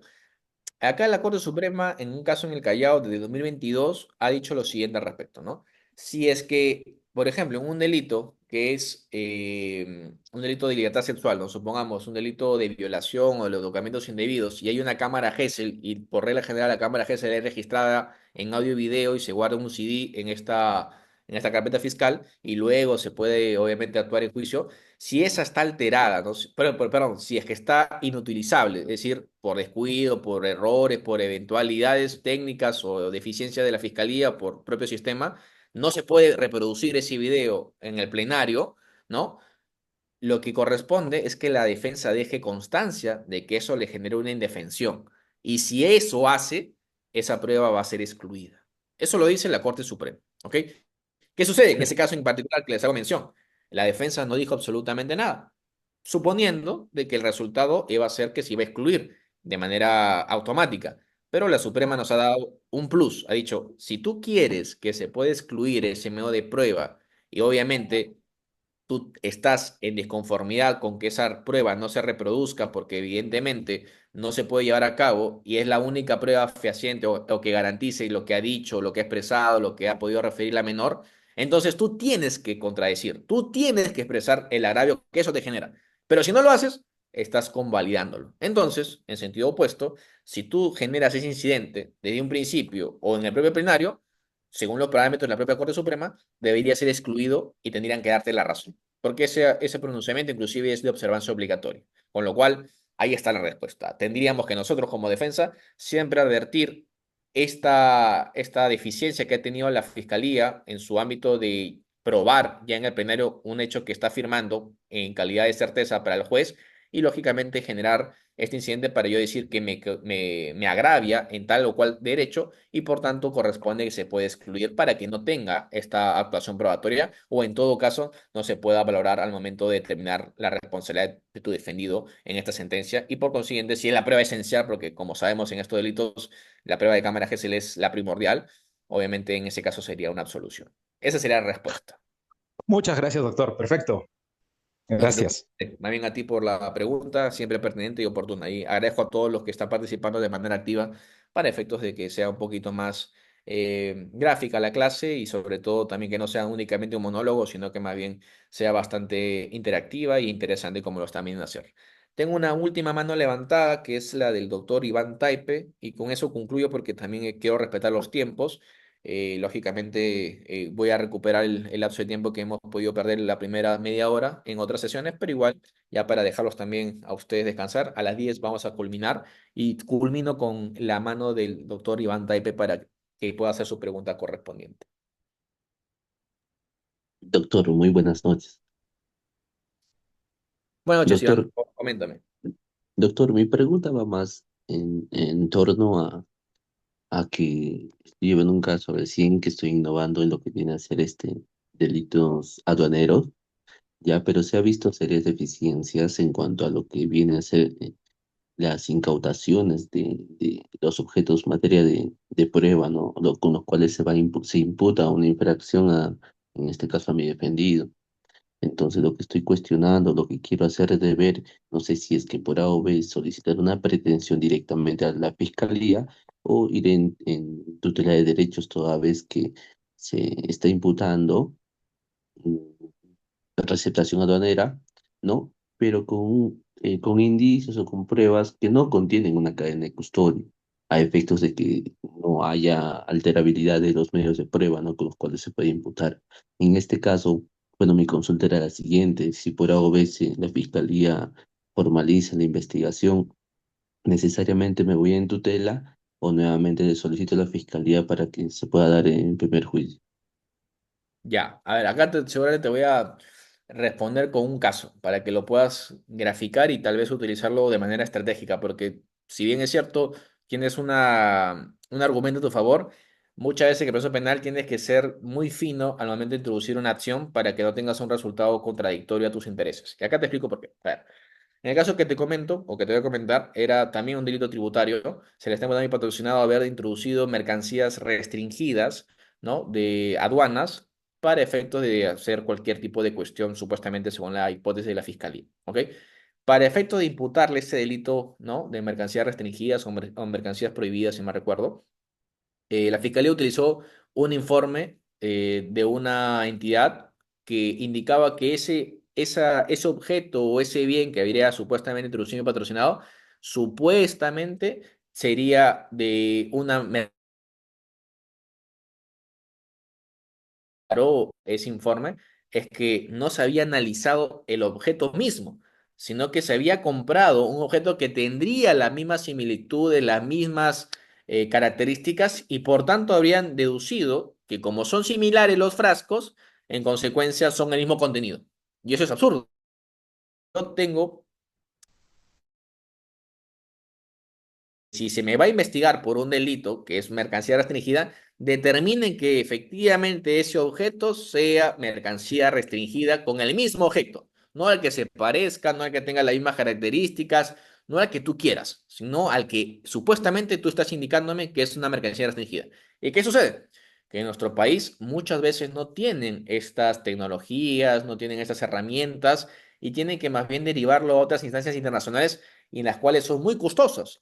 Normalmente acá hicieron una valoración que hacer ese análisis de ese estudio, al menos en el frasco que supuestamente era una mercancía restringida, iba a costar alrededor de $35.000. Y claro, la fiscalía no simplemente se iba a arriesgar a llevar a cabo esa tramitación porque era no solamente un frasco, sino eran 100 frascos, con lo cual al momento de llevar a cabo el traslado a otras instancias, en el sentido de entidades nacionales como la policía, la DGMIT, la SUNAT, etcétera, que todas al final dijeron que no podían hacerlo porque no eran las competentes o porque simplemente no tenían la tecnología y concluyeron todas de que eso en todo caso se tendría que llevar al extranjero, dejamos sin pies ni cabezas a la fiscalía porque obviamente su informe era insuficiente. ¿En qué conllevó esto? Que la fiscalía de oficio lleva a cabo su requerimiento de sobrecimiento, lo sustenta ante el juez y el juez dé la razón de que sea un sobrecimiento por imposibilidad de generar mayores elementos de prueba que den cuenta de una incidencia delictiva. Entonces, con esto te quiero decir que a veces, si bien es cierto, tendríamos todo el derecho a hacer una tutela de derechos, ¿no? Como en el caso que te hago mención, para efectos de que la fiscalía no persista en ello, a veces es mejor, obviamente controlando esta investigación, ver cuál es el derrotero de las acciones que va la fiscalía, para que ya al finalizar estos podamos recién sacar una conclusión y sobre esta base ver qué acción legal nos ocupa, ya sea el de que la propia fiscalía dé cuenta de que no hay un escenario criminal que esté demostrado fehacientemente y por tanto no tenga este estándar que ha sido descrito en la sentencia plenaria casatoria 1/2019 o el acuerdo plenario, perdón, 1/2017 y el acuerdo plenario 1/2019 para efectos de llevar a cabo la etapa intermedia o la formalización con esa sospecha suficiente y por consiguiente ella misma se dé cuenta de que no hay caso o si es que aún quiere persistir, ahí ya recién ir a atacar el fondo que podría generarte algún tipo de perjuicio, como por ejemplo podría ser ese elemento de prueba que tú estarías cuestionando a través ya de una tutela de derechos. Y esto siempre, como te digo, con miras, con la observación de que algunos fiscales, cuando tú le presentas una tutela, cuando le presentas algún tipo de acción legal, suelen no tomarlo de buena forma, de buena manera, ¿no? Y a veces la conclusión de sus acciones deriva en algo que te pueda perjudicar, ya sea formalizándola o ya sea haciendo una acusación directa. Y claro, estas cuestiones ya obviamente escapan de tus manos, pero tienes que ser siempre fino y por eso siempre hago referencia que tienes que analizar a tu enemigo, en este caso a la persona que ejerce la acción penal en contra de tu patrocinado, para saber cómo reacciona ante algún tipo de acciones, cómo es que ha podido resolver algunas causas anteriormente, para que obviamente tú sepas por dónde va a ir su actuación, cómo va a ir su investigación, y ahí puedas sacar ciertas, tal vez enseñanzas que no lo vas a aprender de manera genérica, sino ya estudiando particularmente a la persona que te estás enfrentando. Y eso es ya una labor propiamente de la defensa. Tema toma un poco de tiempo, es un tema bastante complicado, pero yo diría que eso sí es, como te digo, bastante particular en el momento del estudio y también en el punto en el cual ya tú decides accionar. Porque no te digo que no lo tengas la razón, creo que sí la tienes inclusive, pero a veces no basta solo tener la razón, sino tienes que ser muy pulcro si es que esto te va a generar algún tipo de afecto, de algún tipo de efecto controversial a tus intereses, o si por el contrario te va a generar algún tipo de favoritismo o generar la finalidad que tú estabas promulgando, ¿no? Que en este caso, por ejemplo, es un archivo. Y acá te comento, para cerrar con la idea, por ejemplo, ahorita me encuentro en Ica. ¿Por qué? Porque una persona, lamentablemente hace un año y medio, en el mes de marzo del año 2024, falleció a partir de un homicidio culposo, ¿no? Una persona en estado de ebriedad la habría atropellado, se había ido a la fuga y bueno, habría conllevado su muerte. Ha pasado un año y medio, ¿no? Y claro, ni la fiscalía ni la policía habrían hecho absolutamente nada.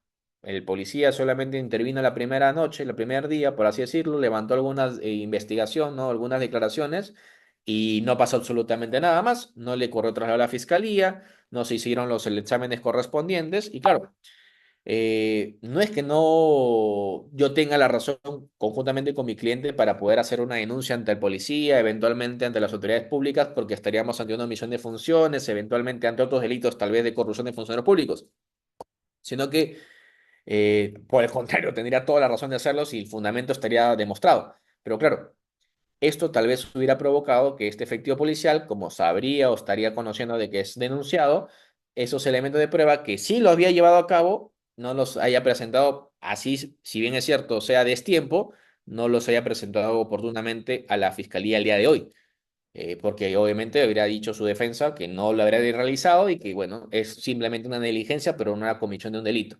Pero como no se hizo y se conversó en su oportunidad con mi patrocinado de no al menos hacer esa denuncia, sino más bien esperar ese resultado de transmitirse esa información a la fiscalía y una vez ya llevada a cabo la misma, ver si es que realmente nos favorece o no esa información para analizar si se puede hacer una denuncia o no, y ver que sí cumplió con su palabra, sí hizo el trámite correspondiente y ahora la fiscalía ya tomó cartas en el asunto y hay un elemento de prueba fehaciente de la determinación de la culpabilidad de esta persona, creo que al final del día, si hacemos un análisis de costo-beneficio, creo yo sería mucho más rentable no denunciar a esa persona a pesar de que hay un elemento de prueba fehaciente de su comisión delictiva, porque lo importante o lo realmente interesante por parte de los derechos de patrocinado es que se haga justicia a favor de su familiar, su padre.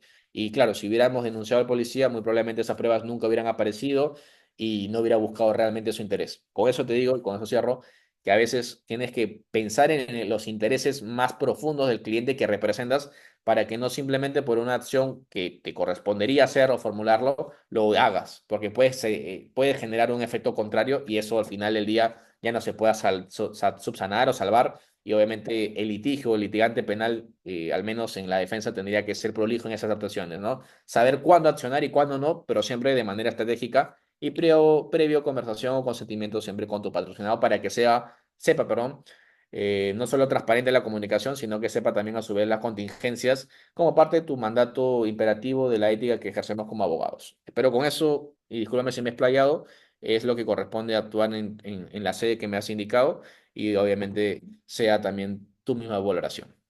Con eso concluyo. Espero que haya sido una clase fructífera a las personas que nos han podido escuchar. Hemos sido en un momento más 250 personas, agradezco bastante eso, es un día pesado, un día viernes a la 10 de la noche, y bueno, si están quedándose hasta estas altas de la noche es porque realmente les importa este curso, realmente quieren mejorar y los felicito por eso, quienes habla también es un apasionado de la academia, con lo cual yo voy a estar enormemente agradecido con ustedes si es que finalmente tienen mayores dudas o cuestiones o problemáticas. Y claro, acá les voy a dejar, esperen un momento, por favor, mis redes, ¿no? Mis redes, la de mi estudio, para que ustedes se puedan contactar, mi número telefónico, mi correo, para que ante cualquier duda, ante cualquier solicitud de información académica o cualquiera de su relevancia, sea transmitida y se pueda absolver lo antes posible. Conmigo será hasta otra ocasión. Agradezco una vez más al Ilustre Colegio de Abogados del Callao, también al Círculo de Abogados por la cordial invitación y también a todos ustedes por ser tan